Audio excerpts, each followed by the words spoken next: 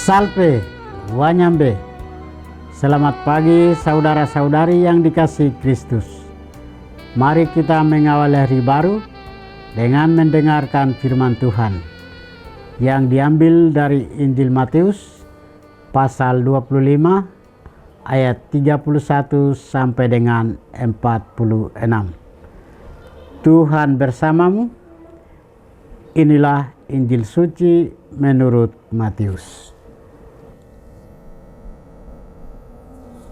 Apabila Anak Manusia datang dalam kemuliaannya dan semua malaikat bersama-sama dengan Dia, maka Ia akan bersemayam di atas tahta kemuliaannya.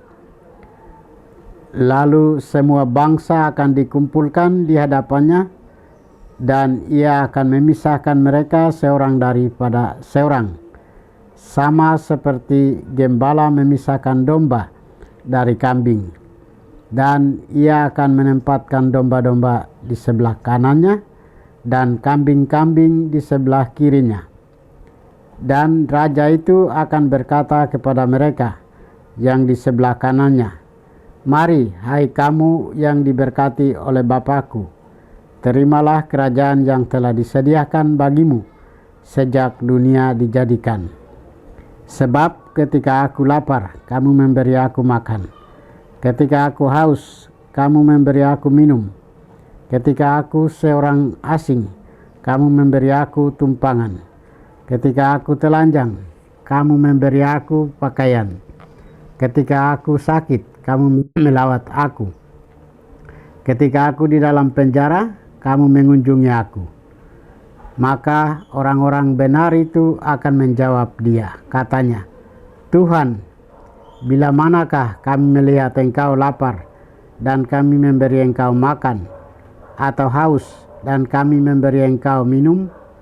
Bila manakah kami melihat Engkau sebagai orang asing dan kami memberi Engkau tumpangan, atau telanjang dan kami memberi Engkau pakaian?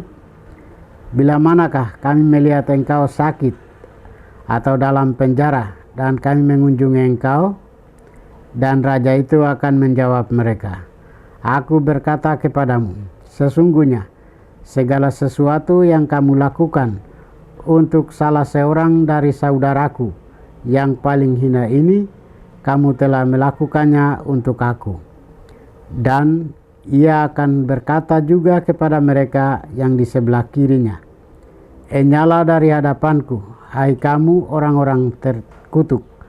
Enyalah ke dalam api yang kekal, yang telah sedia untuk iblis dan malaikat-malaikatnya. Sebab ketika aku lapar, kamu tidak memberi aku makan. Ketika aku haus, kamu tidak memberi aku minum. Ketika aku seorang asing, kamu tidak memberi aku tumpangan. Ketika aku telanjang, kamu tidak memberi aku pakaian. Ketika aku sakit dan dalam penjara, kamu tidak melawat aku." Lalu mereka pun akan menjawab Dia, katanya, "Tuhan, bila manakah kami melihat Engkau lapar atau haus, atau sebagai orang asing, atau telanjang, atau sakit, atau dalam penjara, dan kami tidak melayani Engkau?" Maka Ia akan menjawab mereka, "Aku berkata kepadamu, sesungguhnya segala sesuatu yang tidak kamu lakukan untuk salah seorang dari yang paling hina ini, kamu tidak melakukannya juga untuk aku." Dan mereka ini akan masuk ke tempat siksaan yang kekal, tetapi orang benar ke dalam hidup yang kekal. Demikianlah sabda Tuhan. Saudara-saudariku yang dikasihi Kristus, tema kita hari ini adalah menemukan wajah Tuhan dalam diri sesama. Bacaan Injil hari ini mengisahkan kedatangan Yesus dalam kemuliaannya sebagai hakim pada akhir zaman. Ia digambarkan seperti gembala yang memisahkan domba dari kambing. Domba melambangkan orang benar, mereka yang hidup dalam kasih dan kepedulian. Kambing melambangkan mereka yang tidak peduli dan tidak berbuat apa-apa. Penghakiman tidak didasarkan pada banyaknya doa atau pengetahuan rohani, melainkan pada tindakan nyata kasih. Yesus berkata, "Segala sesuatu yang kamu lakukan untuk salah seorang dari saudaraku yang paling hina ini, kamu telah melakukannya untuk aku." Standar kerajaan Allah adalah kasih yang konkret. Hal pertama yang tampak adalah kekaguman yang terduga. Baik domba maupun kambing sama-sama terkejut. Mereka tidak sadar bahwa setiap tindakan atau kelalaian memiliki konsekuensi kekal. Kedua, Yesus menghadirkan sakramen orang miskin. Ia mengidentifikasi diri dengan yang lapar, asing, sakit, dan dipenjara. Allah hadir dalam wajah mereka yang kecil dan tersisih. Ketiga, ada dosa karena membiarkan. Kelompok kambing dihukum bukan karena kejahatan besar, tetapi karena ketidakpedulian. Musuh terbesar kasih bukanlah kebencian, melainkan sikap tidak mau peduli.